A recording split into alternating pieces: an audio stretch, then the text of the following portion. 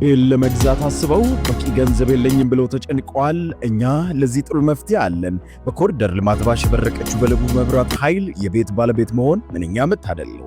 ከስቱዲዮ 57 ካሬ እስከ ባለ 4 መኝታ 295 ካሬ እንዲሁም በሱቅ አማራጭ ከ26 ካሬ እስከ 143 ካሬ ድረስ በ10% ቅድመ ክፍያ ቀሪውን 30% ቤቱን እስኪረከቡ ቀስ እያሉ ይከፍላሉ። እኛ ቀሪውን 60% የረጅም ጊዜ ምቹ በሆነ ከወለድ ነፃ እንዲሁም በዝቅተኛ ወለድ የባንክ ብድር አከፋፈል አመቻችተንልዎታል። ግንባታቸው 85% አሊያም ከ30% እስከ 50% የደረሱ ቤቶችን እኛ እንደርሶ ፍላጎት ልናስተናግዶ በካሬ እስከ 7000 ብር ወይንም ከ1.5 ሚሊዮን እስከ 4 ሚሊዮን ብር ቅናሽ አድርገን እየጠበቅኖት ነው። ለበለጠ መረጃ ስክሪኑ ላይ ባለው ስልክ ይደውሉልን። ዲኤምሲ ሪል ስቴት፣ ደስታው እዚህ ይጀምራል። የጀነራል ጻድቃን እቅድ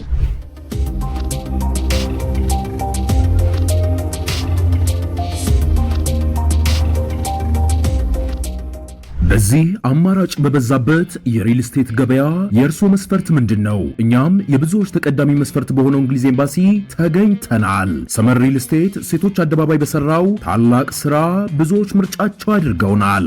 በቀጣይ በርካታ ኤምባሲዎች በሚገኙበት የዲፕሎማት መንደር በሆነችው እንግሊዝ ኤምባሲ አቅራቢያ በእናንተ በደንበኞቹ ጥያቄ መሰረት ለሽያጭ ያቀረብናቸውን አፓርትመንቶች ሽያጭ ልናጠናቅቅ ጥቂት ቤቶች ብቻ ቀርተውናል። ታዲያ ከባለ 2 እስከ ባለ 4 መኝታ ቤቶችን ለሽያጭ ያቀረብን ሲሆን እስከ 37% በሚደርስ ልዩ ቅናሽም እየሸጥን እንገኛለን። ቀስ ብሎ መክፈል ለሚፈልጉ ደግሞ በካሬ 88000 ብር እንዲሁም 10% ቅድመ ክፍያ በግንባታ ሂደት የሚከፍሉ ይሆናል። በተጨማሪም 50% የባንክ ብድር አዘጋጅተንላችኋል። ያስተውሉ፣ ይህ ቅናሽ የሚያገለግለው ቀድመው ለሚመጡ 10 ደንበኞች ብቻ ስለሆነ ፈጥኖ በ0904 177888 አሊያም በ0904 24 4888 ላይ ይደውሎ።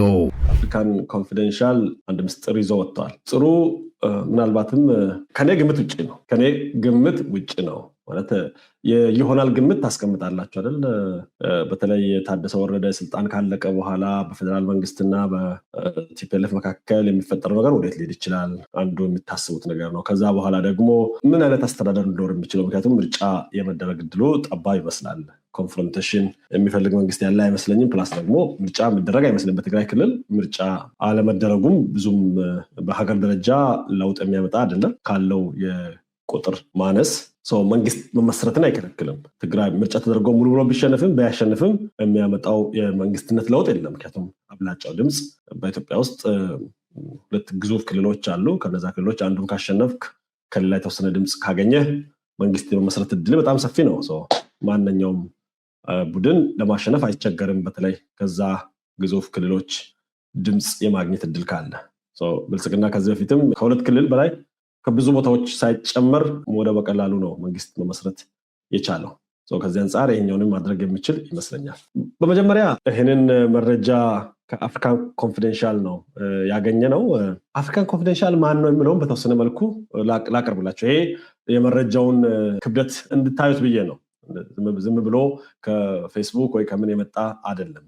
ምንጩ ተአማኒ ነው። ባይዘው አፍሪካን ኮንፊደንሻል መቼ ተመሰረተ ለምትሉት በ1960 በፈረንጆቹ አቆጣጠር የተመሰረተው ኦልሞስት ከ60 ዓመት በላይ ነው የቆየው። በዋናነት በአፍሪካ የፖለቲካ ጉዳይ በሰፊው የሚያተኩር ነው። የኢኮኖሚ ጉዳዮችንም አልፎ አልፎ እንዲሁም በዋናነት ደግሞ የደህንነት ጉዳይ ላይ ሰፊ ትንታኔ የሚሰጥ አንጋፋ ከሚባሉት አንዱ ነው። መቀመጫውን በእንግሊዝ ነው ያደረገው፣ በለንደን ከተማ።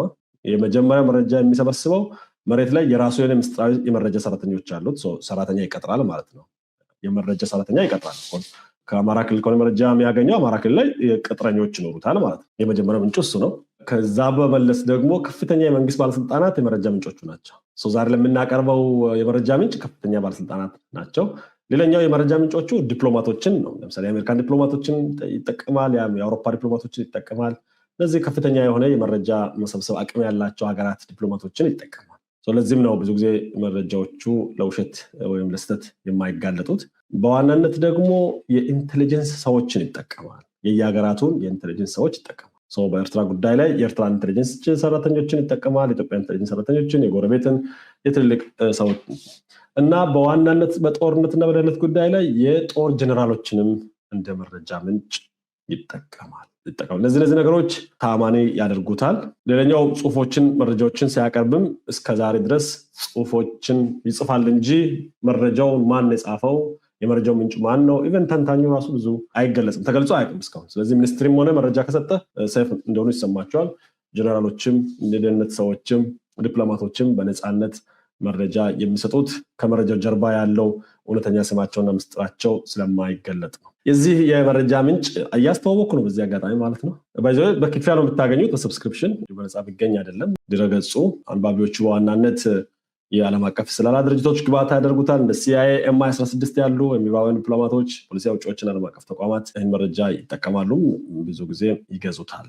በዋናነት ዛሬ ያነሳው ጽሁፉ ላይ ከትግራይ እስከ አስመራ ከሱዳን እስከ ቀይ ባህር ተነትናል። የአብይ አህመድ አዲሱ ወታደራዊ ቀመር በሚል ነው የሚተነትነው። አንዳንድ ቁማር ማለት የሞከረ ይመስላል።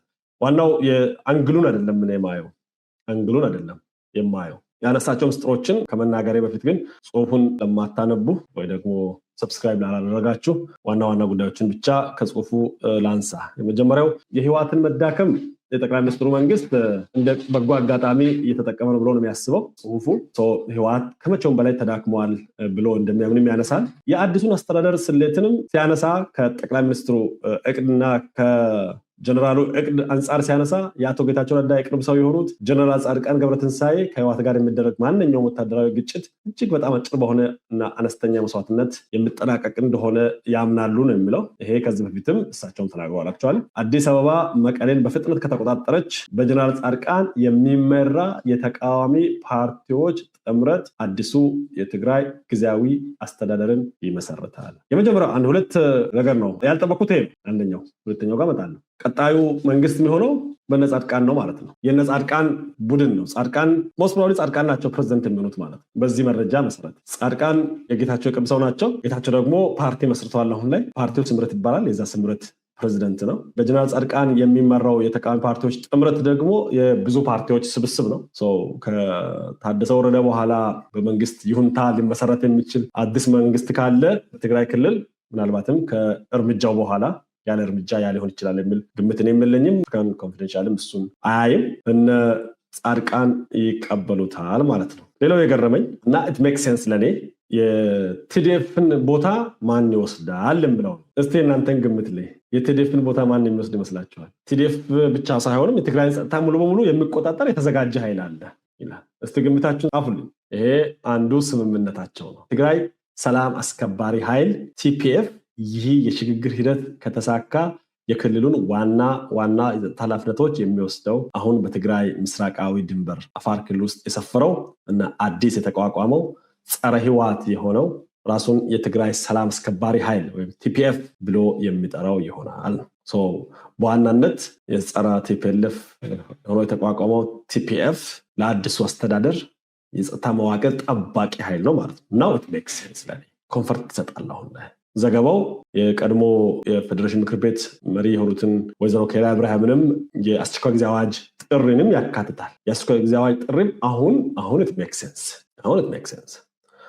መከላከያ ድንበር አካባቢ ቆይ ይሆናል። የውስጥን የሰላም የደህንነት ጉዳይ ግን TDF በእርምጃ ከሆነ በእርምጃ በዚህ እንትን ከሆነ በእርምጃ ነው የሚገባው። በእርምጃ ሲሆን TDF እንደ በፊቱ ለነዚህ ኃይሎች ቆሞ ተዋግቶ መስዋዕት ይሆናል ተብሎ አይጠበቅም። የተወሰነ መስዋዕትነት የሚከፍሉ ይኖራሉ ሃርድ ላይነሮች። አብዛኛው ግን ኦልሬዲ አሁን እየተዳከመም ስለሆነ በዲዲአር የሚገቡም ስላሉ ደግሞ አሁን ላይ ኮዝ የለም። በፊት ብንስማማም ባንስማማም ኮዝ አለ።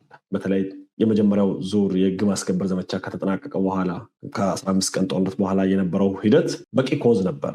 በተለይ አራዊት ሰራዊት የሚፈጽም የነበረው ሰላማዊ ወጣቶችን መግደል፣ ከተሞችን ማፍረስ፣ ሹካና ማንኪያ ሳይቀር መዝረፍ፣ እነሱ ነገሮች ወጣቶችን ያስቆጣ፣ የትግራይን ህዝብ ያስቆጣ፣ በ15 ቀን ውስጥ ወደ ጫካ ወደ በረሃ የገባው ኃይል እንዲያንሰራራ እድል የፈጠረ ነው። ያ በቂ ኮዝ ነበር። ለዛም ነው ለማመን የሚከብድ ሬዚሊያንስ ይዘው ሲዋጉ የነበሩት።